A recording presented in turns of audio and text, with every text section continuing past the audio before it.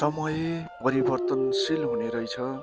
कसलाई कहाँबाट कहाँ पुर्याउँदो रहेछ भावीको लेखन त भनौँ या अर्थकै केही।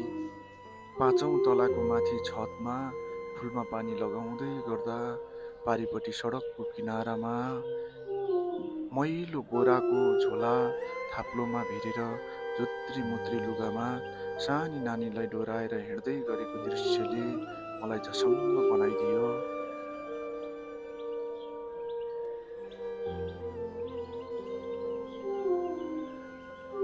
हिँड्दैछ पाइला मेट्दैछ नै आखिरीमा जिन्दगी रहेछ। विगत सारा भुलेर अगाडि बढ्नुपर्ने। म पनि त्यसै गरी बुबाको हात समाएर इष्टको घरमा जान्थेँ। बुवाले थाप्लामा त्यस्तै बोराको झोलामा कपडा सिलाउने मेसिन बोक्नुहुन्थ्यो। म सीता दमिनी थिएँ, तर आज सीता थापा छेत्री भएर बाँचिराखेकी छु। म एउटी दमाईकी छोरी थिएँ, 27 सालमा जन्मिएकी थिएँ। महिना र गते ठ्याक्कै थाहा छैन। गरिबका छोराछोरीहरूका लागि जन्ममिति भन्दा पनि बाँच्नु नै ठुलो कुरा हुन्थ्यो। खोटाङ जिल्लामा जन्मिएकी म, पूर्वको विकट पहाडी जिल्ला। हलिसी महादेव थान नजिकै थियो हाम्रो घरबाट।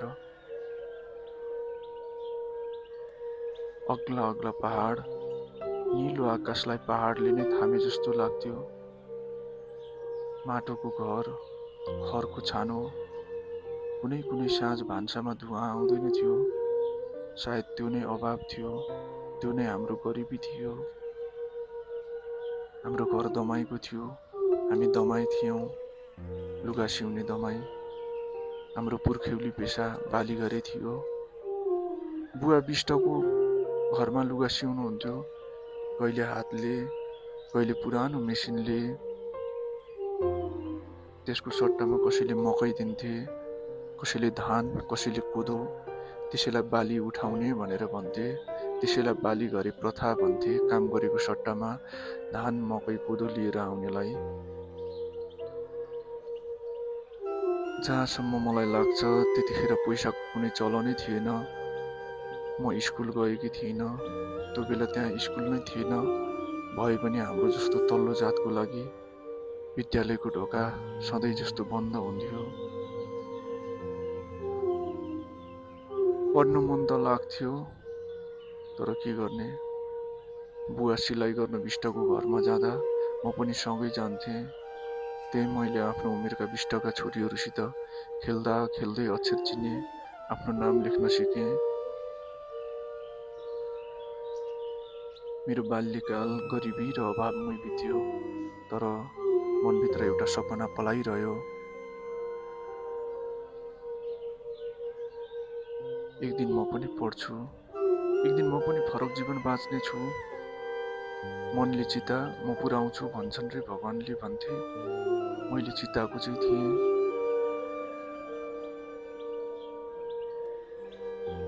40 सालको कुरो होला, म 13 वर्षकी थिएँ।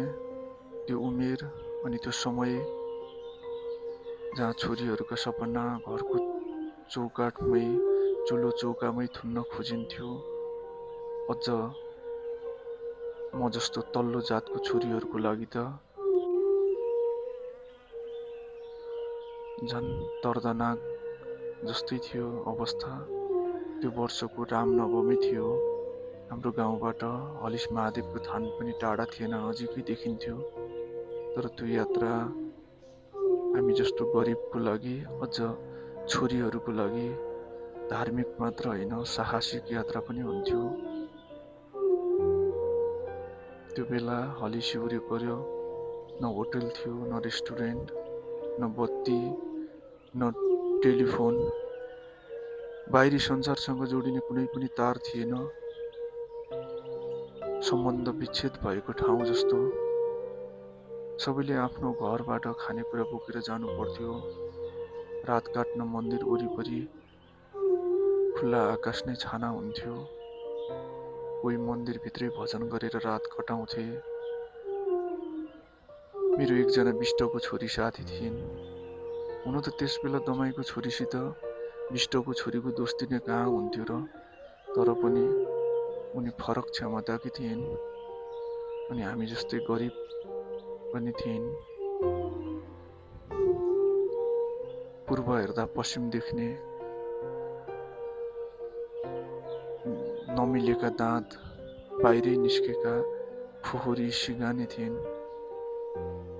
सबैले डेरी दारे भनेर जिस्काउँथे। त्यही भएर उनको मसित दोस्ती थियो। उनका अरू साथी थिएनन्, मै थिएँ साथी। उनै साथीसित म हलिसी जान लागेँ।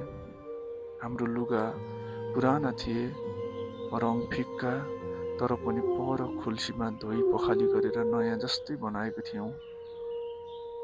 हलिसी जाने भनेपछि मन उत्साहले भरिएको थियो।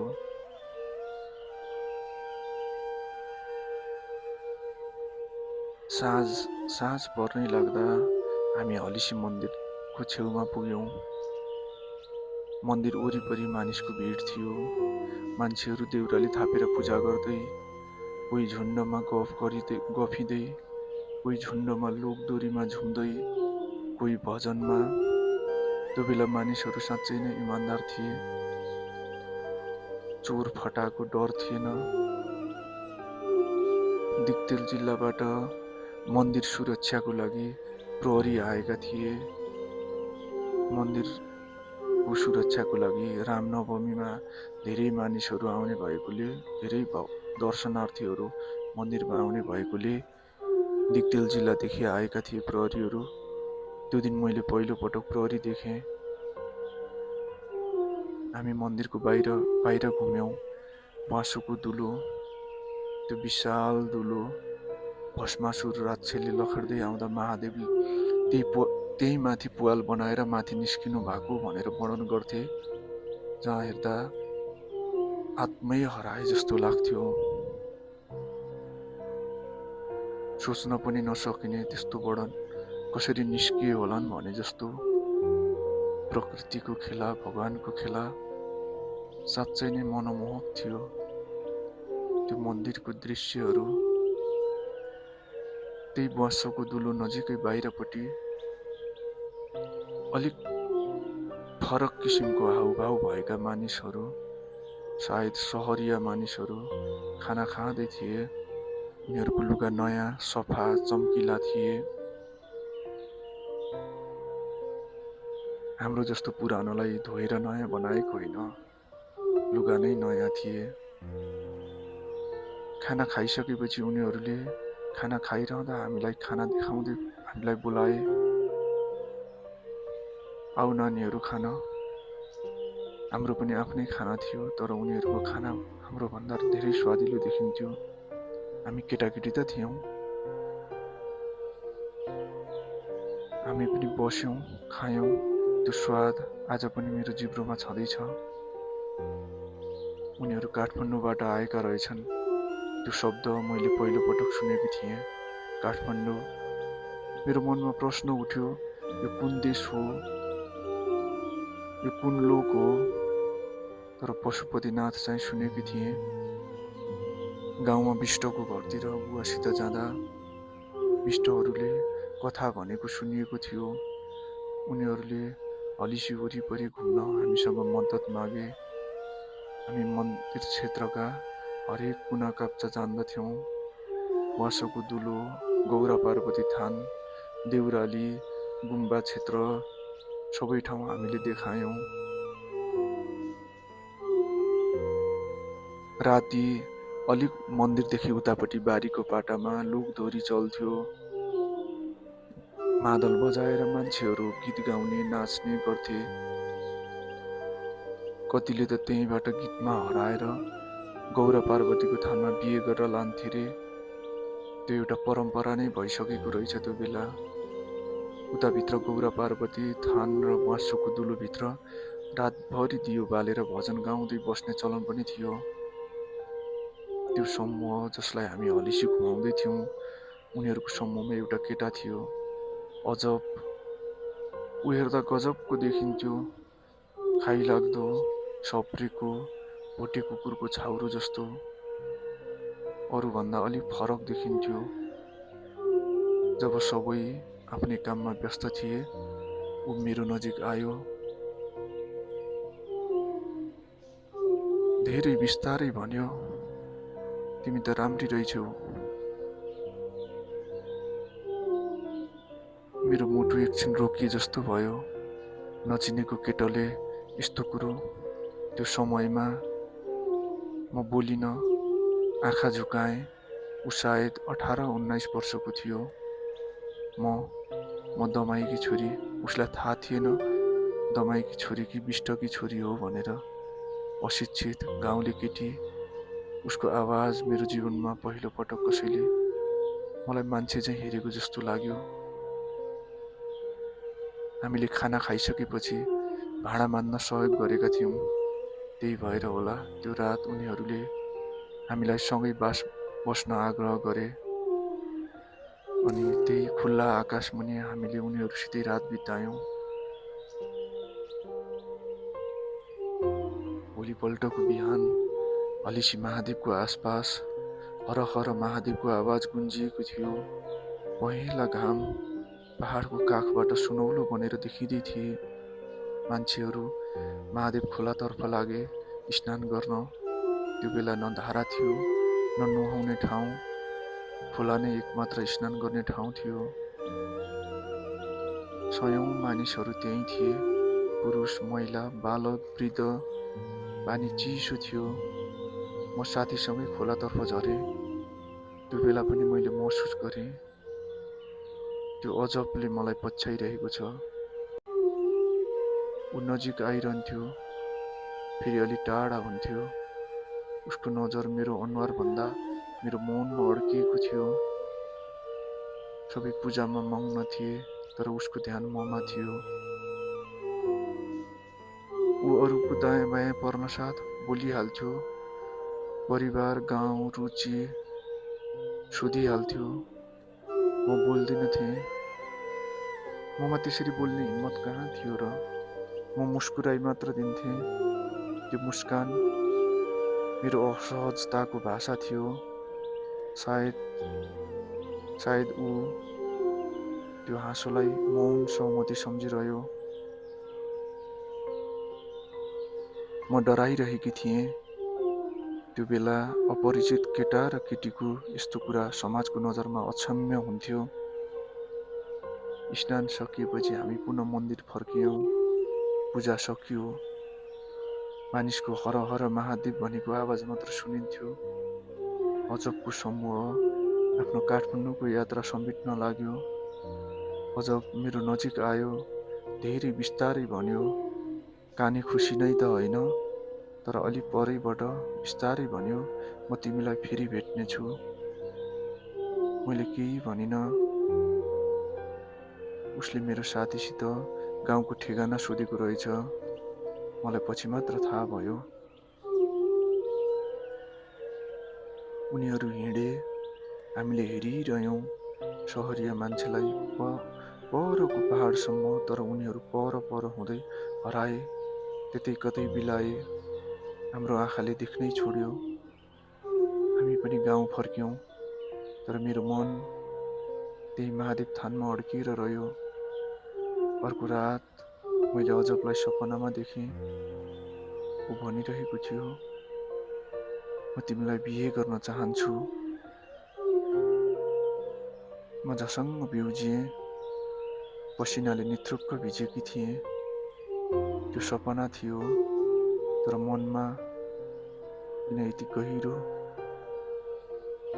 भोलिपल्टदेखि मेरो जीवन पहिले जस्तै थियो। मिरमिरेमा जङ्गलमा घाँस दाउरा अनि दिनमा बुवासँग सिलाइ गर्न बिष्टको घर जानु। तर मन अब एउटै ठाउँमा अडिन छाडेको थियो। साथीहरू हलिसीको कुरा गर्थे। मेरो साथीले सबैलाई सुनाउँथे। सहरिया मानिस, खाना, घुमफिर। हामीले हलिसीमा जे देख्यौँ, जसलाई भेट्यौँ, साथीले सबै सुनाइसकेकी थिए गाउँभरि। म चुपचाप सुनिरहन्थेँ। वर्ष बित्यो। दिन, महिना हुँदै वर्ष बित्यो। एक दिन सायद त्यही रामनवमीकै सिजन चलिरहेको थियो। फेरि मेरो नजिक आयो। हलिसी गएको ठिक 1 वर्ष बितिसकेको थियो। मेरो जीवन उही पुरानै लयमा चलिरहेको थियो। बुबासँग सिलाइ, इष्टको घरमा घरको काम, गरिबको जिन्दगी। एक दिन अपराह्नतिर गाउँको बाटोबाट एउटा अपरिचित अनुहार हिँड्दै आयो। भर्खर उम्रदै गरेको मकैबारी छेउमा उ रोकियो। हृदयमा धनी लाग्ने सफा र नयाँ कपडा, आत्मविश्वासले भरिएको हिँडाइ। ऊ अजब थियो। मेरो मुटु अचानक तेज धड्किन थाल्यो। ऊ गाउँका मानिसलाई सोध्दै थियो, हलिसी जाने बाटो यही हो? म हाँसिदिएँ। म मुस्कुराइदिएँ। त्यो प्रश्न एउटा बहाना थियो, किनकि हलिसीको बाटो ऊ हामी भन्दा पनि राम्रो जान्दथ्यो होला। मेरो साथी जो मसँगै हलिसी गएकी थिए, ऊ पनि अजबलाई चिन्थे, तर ऊ मङ्सिरमा नै बिहे गरेर कोहीको घर गइसकेकी थिए। अजब हाम्रो घर आयो, बास माग्यो। हाम्रो घर सानो थियो, माटोको, खरको छानो, त्यो पनि चुइने। बुबाले उसलाई हेरेर भन्नुभयो, बाबु, हामी तल्लो जातको हौँ। न राम्रो खानेकुरा छ, न राम्रो बस्ने ठाउँ छ। तपाईँ त ठुलो जातको खानदानी जस्तो देखिनुहुन्छ। विष्टको घरमा जानुहोस्, बरु म पुर्याइदिन्छु। अजब मुस्कुरायो। मलाई केही फरक पर्दैन। ऊ कतै नजाने भयो। ऊ हाम्रै घरमा बास बस्यो। साँझ बुबा पर खोला छेउको धारामा पानी लिन जानुभयो। आमा गोठमा हुनुहुन्थ्यो। भाइ बहिनी छिमेकीको घरमा खेलिरहेका थिए। घरको आँगनमा म र अजब मात्र थियौँ। ऊ मेरो नजिकै आयो। सीता, म तिमीलाई बिहे गर्न चाहन्छु। मेरो सास अड्कियो। म अचेत जस्तै भएँ। ऊ के भन्दै गयो। म धनी छु, तिमीलाई सबै सपना पुरा गरिदिन्छु, तिमीलाई स्कुल पढाउँछु। मलाई विभिन्न लोभ देखाउन थाल्यो। स्कुल, त्यो शब्द मेरो मुटुको सबैभन्दा गहिरो कुनामा ठोक्कियो। म झसङ्ग भएँ। म मुस्कुराएँ। त्यो मुस्कान मेरो कमजोरी थियो। उसले त्यो बुझ्यो। उसले कसम खायो, महादेवको नाम लियो, भोलि बिहान हलिसी जाने बाटोमा म तिमीलाई कुर्छु, आउँछौ? म केही भनिनँ, तर मनले पहिले नै उत्तर दिइसकेको थियो। भोलिपल्ट बिहान घडी थिएन। हामी भालेको बासले समयको पत्तो पाउँथ्यौँ गाउँमा। अजब पहिले नै हिँडिसकेको थियो। भालेको पहिलो बासमा नै ऊ हिँडिसकेको थियो। म सधैँ झैँ घाँस काट्न जङ्गलतर्फ निस्किएँ। सबै गाउँका केटीहरू त्यही बेला जङ्गल जान्थे। तर जङ्गल पुग्नु अघि मैले हलिसीको बाटो मोडेँ। डोको र त्यो हँसिया बारीको पाटामा छोडेर निकै बेरको हिँडाइपछि म पुगेँ मिरेमिरेमै डाँडाको बरपिपल चौतारीमा, जहाँ अझ कुरिरहेको थियो। म आएको देख्यो। पूर्वले घामको लाली लगाउने बेला हुन लागेको थियो। मधुरो उज्यालोमा ऊ मेरो भविष्य बनेर उभिएको थियो। हामी काठमाडौँ जाँदैछौँ, ऊ बोल्यो। मैले मनमनै भने, ठिक छ। उसले सुनेन। त्यो एक शब्दले मेरो पुरानो जीवन त्यही चौतारीमै छाडिदियो।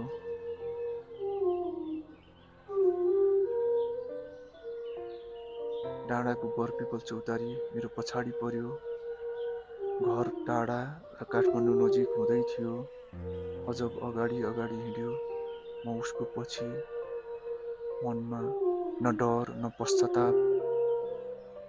एउटा अपरिचित मान्छेलाई पछ्याइरहेकी थिएँ म, किनकि मसँग गुमाउनु पर्ने केही थिएन। लगभग 2 घण्टा जस्तो हिँडेपछि हामी एउटा ठुलो बाटोमा पुग्यौँ। दुधको शिखरतिरको बाटो गाउँका साना बाटोभन्दा धेरै फराकिलो। दुवैतर्फ मानिसहरू हिँडिरहेका थिए। कतिपय ढाकरमा भारी बोकेर, कतिपय खाली ढाकर लिएर। अजबले भन्यो, यी मान्छेहरू मधेसतर्फ जाँदैछन्। खाली ढाकरवाला। मधेस, त्यो शब्द पनि मेरा लागि नयाँ थियो। हामी उनीहरूकै पछि लाग्यौँ। केही बेरपछि हामी हिँडेको केही बेरपछि मैले यति ठुलो नदी नजिकबाट कहिल्यै देखेकी थिइनँ। डुङ्गा थियो नदी तर्नको लागि। हामी डुङ्गामा चढ्यौँ। म डराइरहेकी थिएँ। अजबले मेरो हात समात्यो। डुङ्गा बिस्तारै नदी कड्दै गयो। किनार पुग्दा अजबले बिस्कुट किन्यो पारिपट्टि।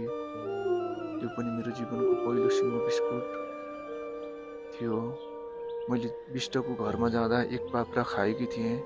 आज सिँगै अगाडि अर्को नदी आयो। नाम मलाई सम्झना छैन। फराकिलो बगर भएको। पानी चाहिँ हाम्रो गाउँको ठाडो खोलाको जत्रै। त्यहाँ मानिसहरू जाँड बेचिरहेका थिए। बटुवाहरू पिइरहेका थिए।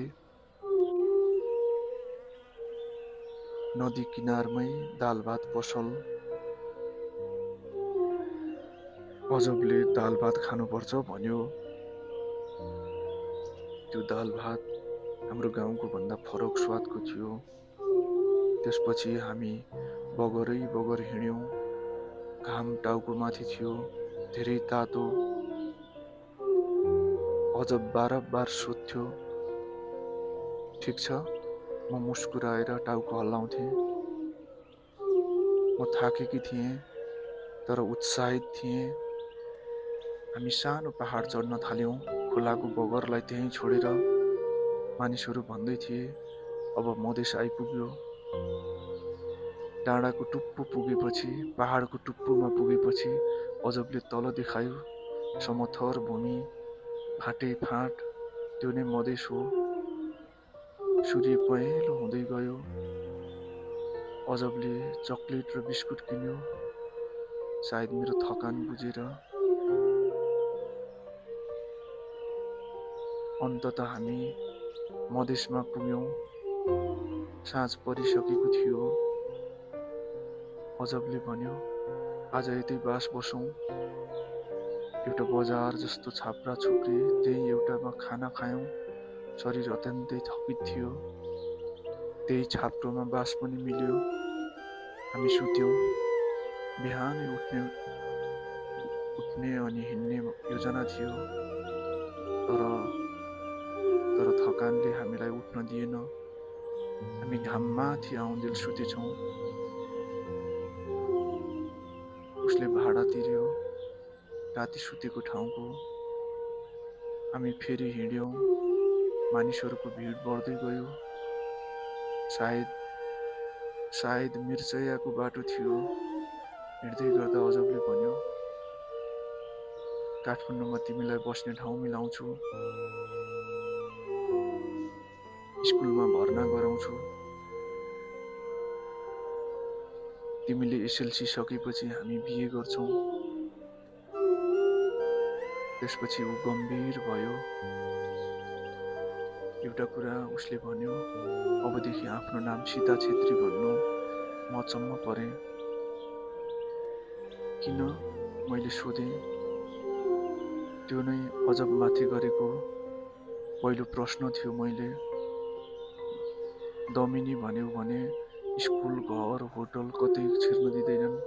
बाहिरै पो बस्नुपर्छ सहरमा। त्यो कुरा मेरो जीवनले पहिल्यै सिकाइसकेको थियो। बिष्टको घरमा हामी घरभित्र छिर्दैनथ्यौँ। खाना बाहिरै दिन्थे। मैले बिस्तारै भने, ठिक छ, अब म सीता छेत्री। त्यो दिन मैले आफ्नो जात बोलीमै त्यागेँ। सायद त्यसैले जीवन पाइने थियो।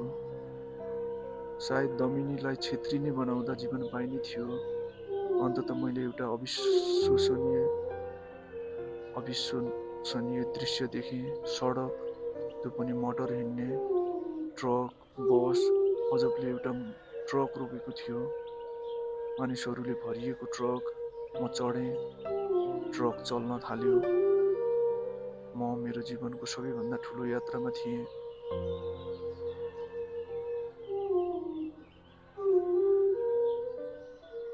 ट्रक धुलो उडाउँदै अगाडि बढिरह्यो।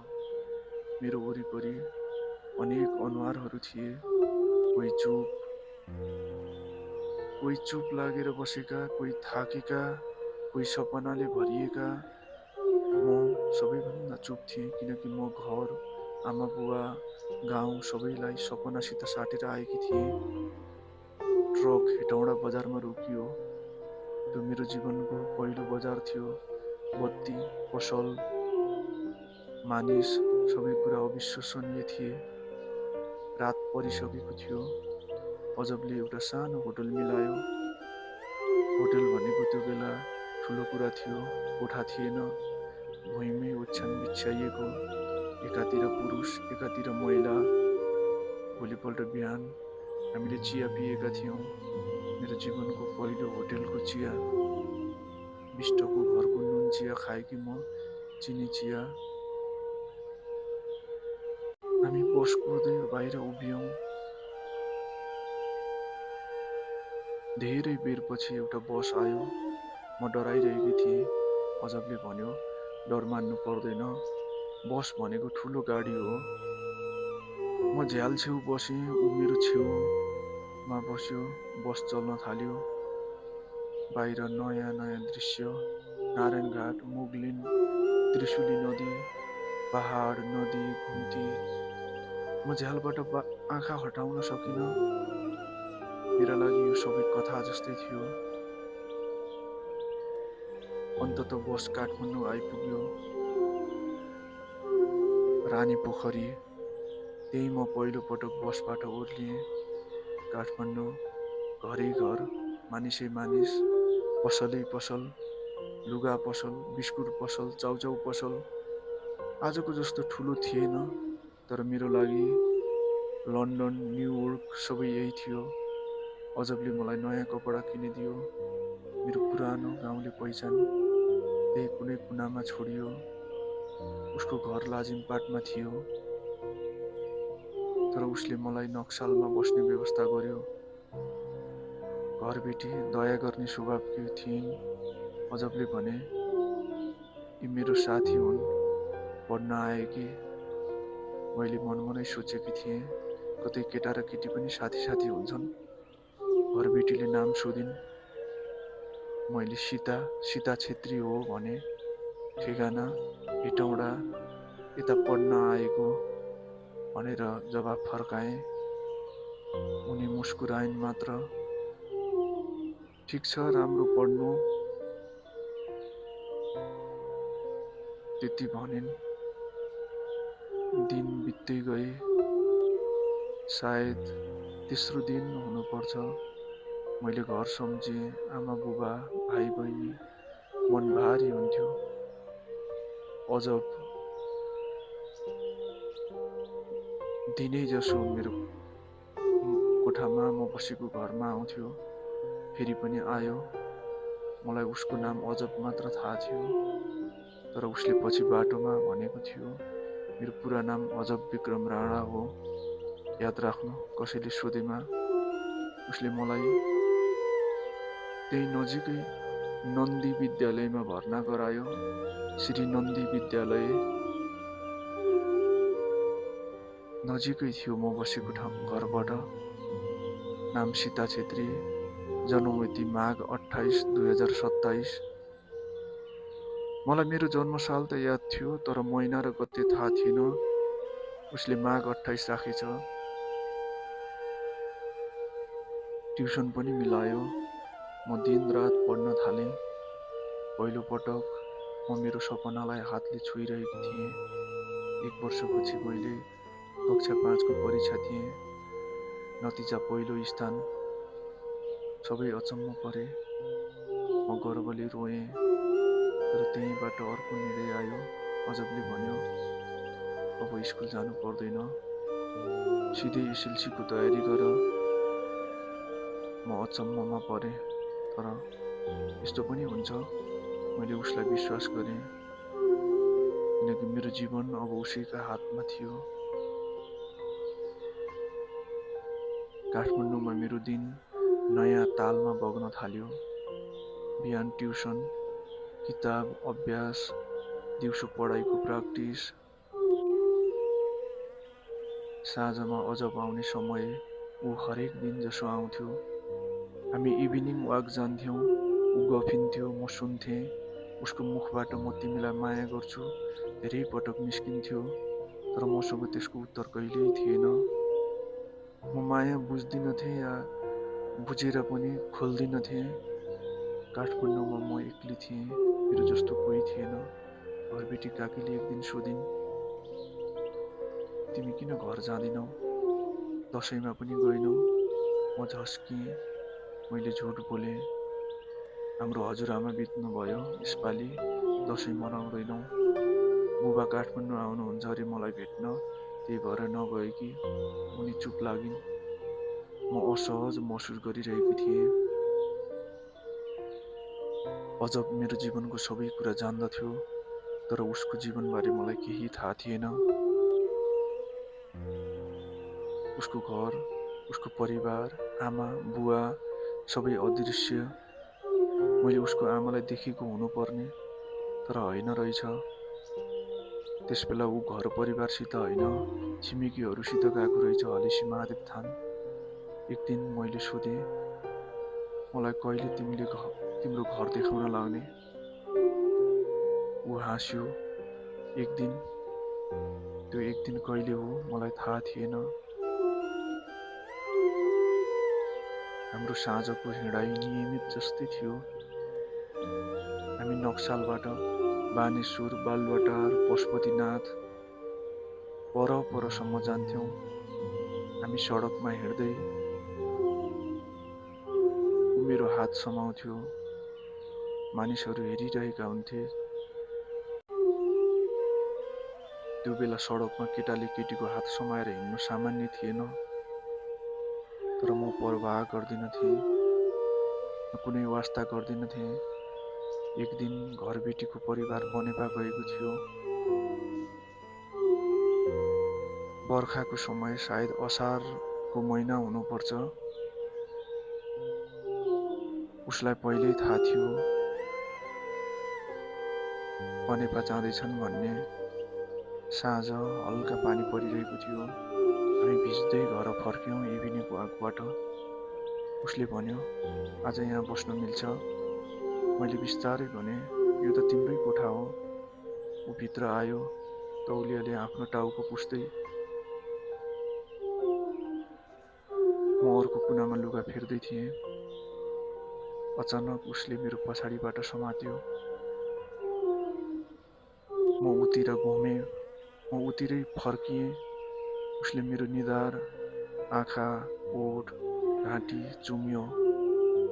म कन्फ्युज भएँ, के गर्दैछ यसले? त्यो मेरो जीवनको पहिलो रात थियो, उसको साथमा एउटै ओछ्यानमा। बिहान ऊ गयो, साँझ भेटौँला भनेर।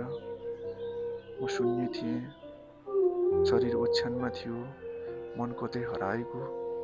त्यसपछि बिस्तारै सबै कुरा उस्तै चलिरह्यो, तर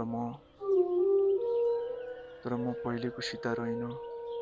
मनमा प्रश्नहरू पलाए। उसले किन मलाई गाउँबाट ल्यायो? के ऊ सहरमा अरू केटी पाउन सक्दैन थियो? किन? मेरो जात, मेरो नाम, मेरो जन्म सबै परिवर्तन गर्यो, तर मैले केही सोधिनँ। त्यो रातपछि म आफैसँग अपरिचित जस्तै भएँ। अजब उस्तै थियो, हँसिलो, आत्मविश्वासी, भोलिको सपना देखाउने, तर म भित्र केही कुरा नमिलेको जस्तै थियो। दिनहरू बित्दै गए, एसएलसी परीक्षा नजिकै थियो। म दिन रात पढाइमा डुबेँ। एउटा साँझ मैले अजबलाई भने, घरबेटी काकीले सोध्छिन्, तिमी घर किन जाँदैनौ, दसैँ पनि गइनौ। उसले केही बेर सोच्यो। म नयाँ कोठा मिलाउँछु भनेर ऊ हिँड्यो। अब घर हिँडेको भनेर यहाँबाट अन्त सर्नुपर्छ। त्यसको केही दिनमा उसले महाराजगञ्जमा कोठा खोजेछ।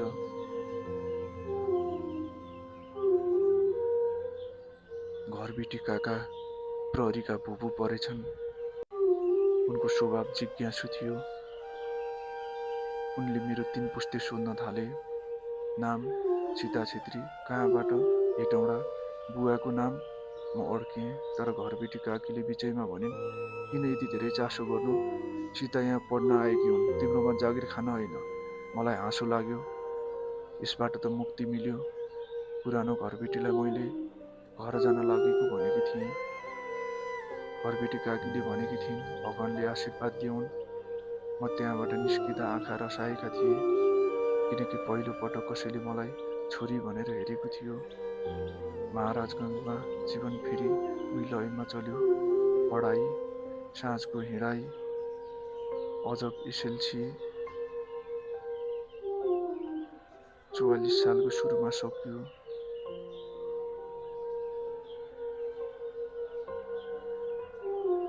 परीक्षा केन्द्रबाट निस्किँदा मेरो खुट्टा कापिरहेका थिए। म सबैभन्दा धेरै उसलाई सम्झिरहेकी थिएँ। अब नतिजा पर्खिनु मात्र, उसले भन्यो। परीक्षापछि म झन् सहरिया बन्दै गएँ। बोलाइमा अलिकति अङ्ग्रेजी शब्द मिसिन थाले। त्यो बेला अङ्ग्रेजी मिसाएर बोल्नेहरूलाई शिक्षित मानिन्थ्यो। हुन त त्यो त अहिले पनि छँदैछ, तर त्यो बेला जो कोहीले आफ्नो बोलीको बीचमा अङ्ग्रेजी मिसाउन सक्दैनथ्यो। नतिजा आउने दिन गोरखापत्र हेर्न न्युरोड गएका थियौँ। उसले मेरो सिम्बोल नम्बर खोज्यो। केही बेर उसको अनुहार स्थिर भयो। फेरि मुस्कान, पास भयो, बधाई छ, सेकेन्ड डिभिजन। म त्यहीँ रोएछु। त्यो आँसु दुःखको थिएन। सबै तिम्रो देन हो, मैले भने। उसले मलाई अँगालो मार्यो। सबै मेरो सीताकै मेहनत हो। उसले मलाई फुर्क्यायो। त्यो दिन हामी खुसी मनायौँ। उसले फ्युचर योजना बनायो। अब क्याम्पस पढ्नु पर्छ। त्यहाँ बाग बजारमा केटीहरू मात्रै पढ्ने क्याम्पस छ, पद्मकन्या क्याम्पस। त्यही पढ्नु पर्छ। म तिमीलाई जागिर पनि मिलाउँछु। म डराएँ। जागिर? म सक्छु? ऊ हाँस्यो। तर एउटा प्रश्न फेरि आयो, जागिर खान नागरिकता चाहिन्छ। त्यो पनि म मिलाउँछु। म उसलाई हेरेर बसिरहेँ। मेरो जीवन अब मेरो थिएन, तर म अझै उसैमा भरोसा गरिरहेकी थिएँ। एसएलसी सकिएपछि मेरो जीवन केही दिन शान्त जस्तो देखियो। एउटा साँझ अजब, अलि गम्भीर देखियो। हामी हेटौँडा जानुपर्छ। उसले भन्यो, नागरिकताको लागि। म चुपचाप टाउको हल्लाएँ। आइतबार दिउँसो हामी बस चढ्यौँ। हेटौँडा, फेरि त्यही बजार, त्यही सडक, तर यसपटक म गाउँले केटी होइन, सहरिया केटी। एसएलसी पास सीता छेत्री थिएँ। एउटा सानो होटलमा बस्यौँ। भोलिपल्ट बिहान ऊ मलाई लिएर प्रशासन कार्यालय गयो। उसको एउटा साथी त्यही काम गर्थ्यो। अजबले भन्यो, यो मेरो साथी हो, उनलाई छिटो नागरिकता चाहिएको छ जागिरको लागि। अजबको साथीले मेरो स्कुलको प्रमाणपत्र हेऱ्यो। उसले सोध्यो, आमा बुबा? अजबले बिना झन्झट भन्यो, घरमा छैनन्, कामले बाहिर गएका छन्। त्यो बेला मानिसहरू एकअर्कालाई सजिलै विश्वास गर्थे। केही धेरै सोधपुछ भएन। केही घन्टामै मेरो नागरिकता तयार भयो। कागजमा लेखिएको थियो, नागरिकतामा नाम सीता छेत्री, बुबा चन्द्र छेत्री, हजुरबुबा गोपी छेत्री, हेटौँडा 5 ठेगाना, जन्ममिति माघ 28, 2027। मैले कागज हातमा लिएँ। मन अजीब भयो। मैले बिस्तारै सोधेँ, माग 28 किन राख्यौ? अजब मुस्कुरायो। त्यो महिना मेरो पनि जन्म महिना हो, तर त्यो दिन पूर्णिमा परेको रहेछ अनि तिमी पूर्णिमाको चन्द्रमा जस्तै छौ नि त। म हाँसेँ, तर मनभित्र कतै रोएँ, किनकि त्यो कागजले मेरो पहिचान सदाको लागि मेटाइदिएको थियो। हामी मङ्गलबार काठमाडौँ फर्कियौँ। अजबले मलाई कुरासम्म पुर्यायो। आज म आराम गर्छु, उसले भन्यो, भोलि भेटौँला। म एक्लै कोठामा बसेँ, हातमा नागरिकता भयो, कानुनमै मेरो नयाँ जन्म। भोलिपल्टदेखि सबै कुरा फेरि नियमित भयो। अजबले भन्यो, जागिर लगभग पक्का छ, अस्पतालको प्रशासनमा आइतबार बोलाएको छ। हामी शिक्षण अस्पताल गयौँ, त्रिवी शिक्षण अस्पताल। सबै प्रक्रिया सकियो, सोधपुछ, प्रमाणपत्र चेक जाँच। मलाई भनियो, भोलिदेखि ओरिएन्टेसन। अजब खुसी भयो। बधाई छ, उसले भन्यो। म उसलाई हेरिरहेँ। अब म पनि कमाउँछु, मैले भने। क्याम्पस, खाना सबै आफै। ऊ हाँस्यो। त्यसो भए म हाम्रो भविष्यको लागि पैसा बचाउँछु। त्यो दिनदेखि म कामकाजी केटी बने। कलेज, अस्पताल, साँझको हिँडाइ। कहिलेकाहीँ म चिया खाजा उसको लागि किनिदिन्थेँ। ऊ गर्वले भन्थ्यो, यो मेरो सीताको तर्फबाट। समय चलिरह्यो। समयको गति बढिरहने रहेछ, नरोकिकन, कसैलाई नपर्खिकन। 45 साल, भदौको सायद 4 गते हुनुपर्छ। सारा देश भूकम्पले हल्लियो। घरहरू ढले, 1000 मानिस मरे, लगभग 1000 भन्दा पनि बढी मरे होलान्। डर, हल्ला, अफवाह। त्यो बेला मिडिया थिएन, अहिलेको जस्तो एफएम थिएन। अजबले एउटा डरलाग्दो कुरा भन्यो, अब एउटा कथा बनाउनु पर्छ, तिम्रो सबै परिवार भूकम्पमा परे भनेर।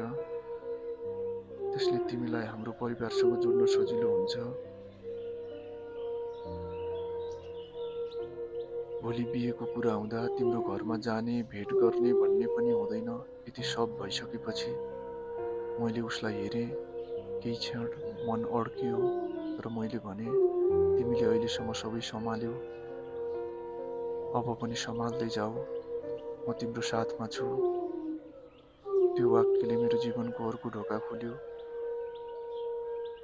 तर त्यो ढोका पछाडि के थियो, मलाई त्यो बेला केही थाहा थिएन।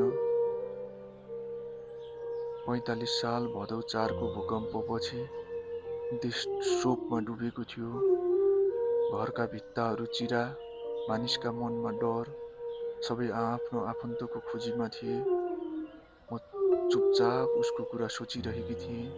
तिम्रो परिवार सबै मरेको खबर फैलाउँछु, उसले भनेको थियो। त्यो वाक्य मेरो कानमा हथौडा जस्तै बजिरह्यो। मेरो आमा, बुबा, भाइ, बहिनी मैले छोडेर आए पनि उनीहरू त जिउँदै थिए नि। तर कागजमा, कथामा अब भूकम्पमा परेका थिए। एक दिन उसले भन्यो, अब तिमी एक्लै छौ, हाम्रो परिवारले स्वीकार्न सजिलो हुन्छ। मैले उसको आँखामा हेरेँ। त्यहाँ प्रेम थियो कि स्वार्थ, म छुट्याउन सक्दिनथेँ। काम, कलेज सबै चलिरह्यो, तर म दिनदिनै आफैबाट टाढिँदै गएँ। म अब सीता दमिनी थिइनँ, म सीता छेत्री थिएँ।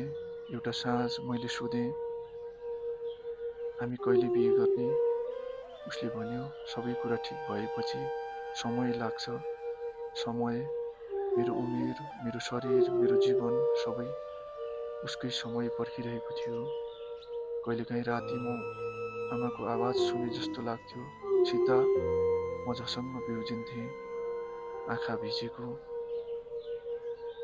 तर म गाउँ फर्किन सक्दिनथेँ, किनकि म कागजमा मरेकी थिएँ। एक दिन अजबले भन्यो, अब तिमीलाई हाम्रो घर लान्छु। मेरो मुटु जोडले धड्कियो, तर किन डर लाग्यो। अब म उसको निर्णयको अन्तिम बाटोमा थिएँ।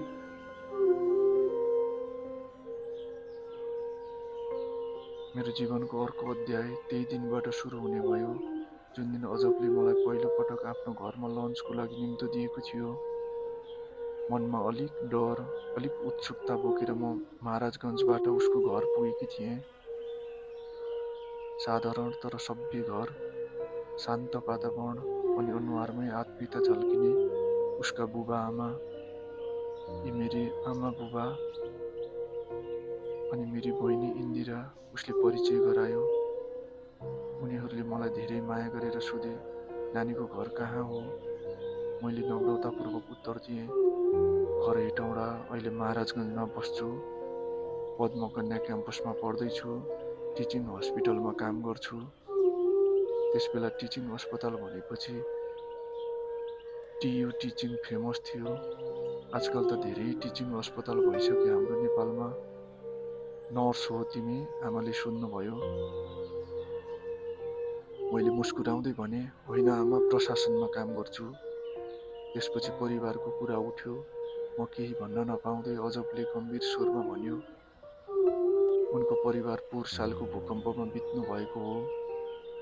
घरभरि एकछिन मौनता छायो। हे भगवान, कति दुःखद, बुवाले भन्नुभयो। को को हुनुहुन्थ्यो? मेरो घाँटी अवरुद्ध भयो, तर साहस गरेँ र भने, बुबा, आमा, भाइ र बहिनी। त्यो बिहानी हामी सबैले सँगै खाना खायौँ। म निस्किन लाग्दा अजबले बुवासँग सोध्यो, बुवा, म उनलाई कोठासम्म छोडिदिउँ?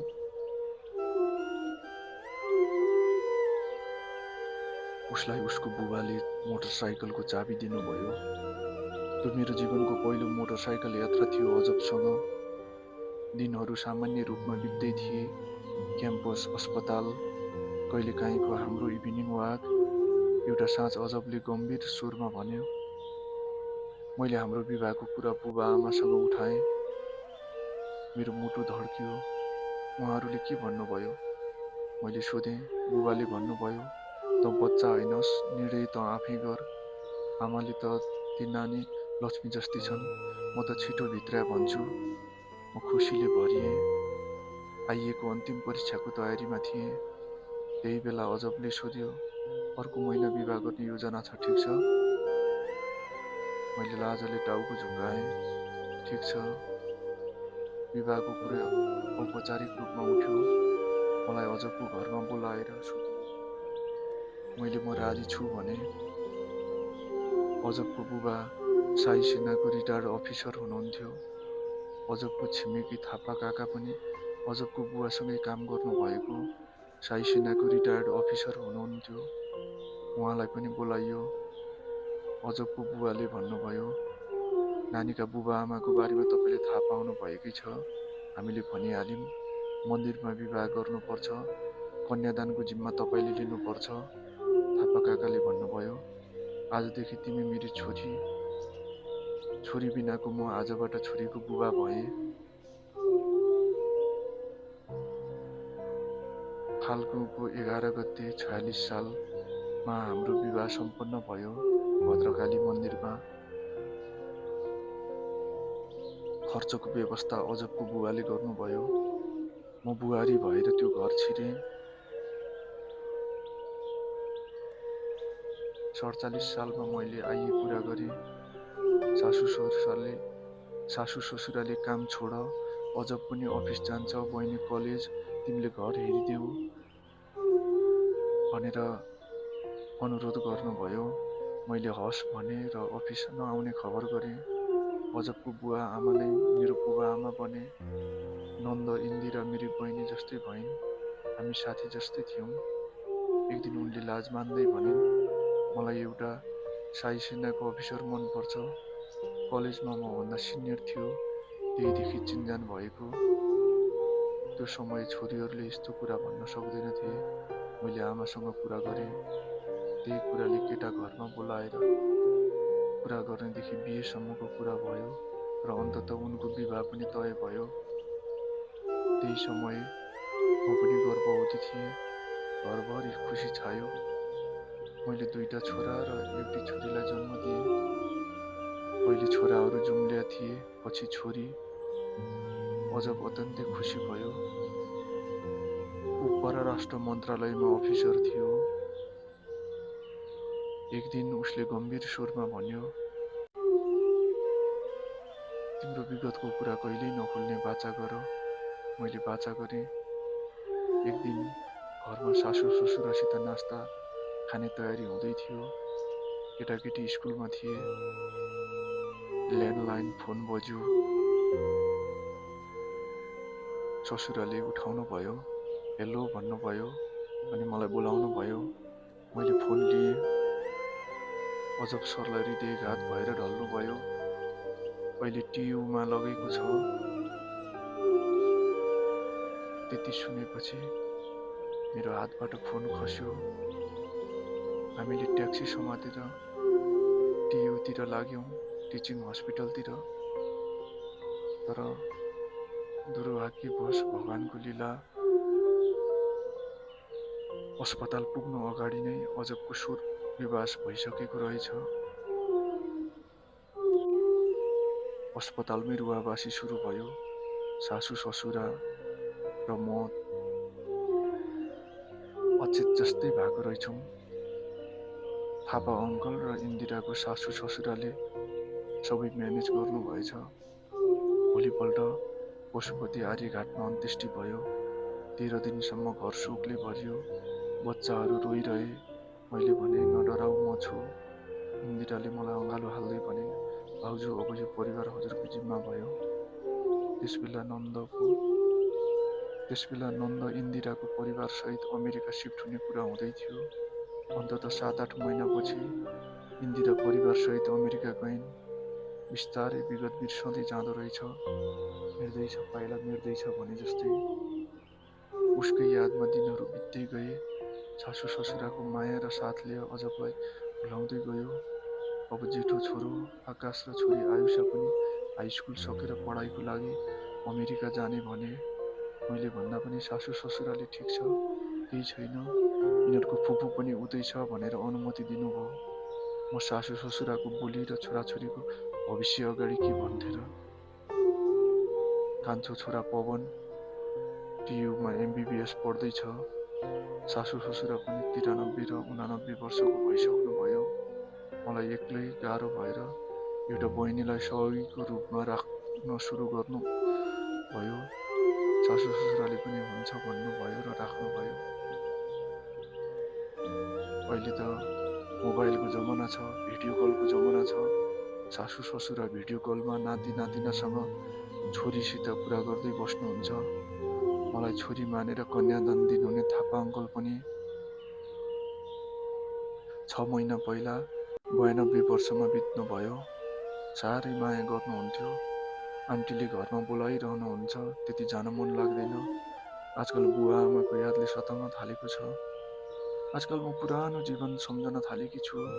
इष्टको घरमा बुवासँग कपडा सिउँदै गरेको समय। बुवा आमा जीवितै हुनुहुन्छ कि बित्नुभयो होला।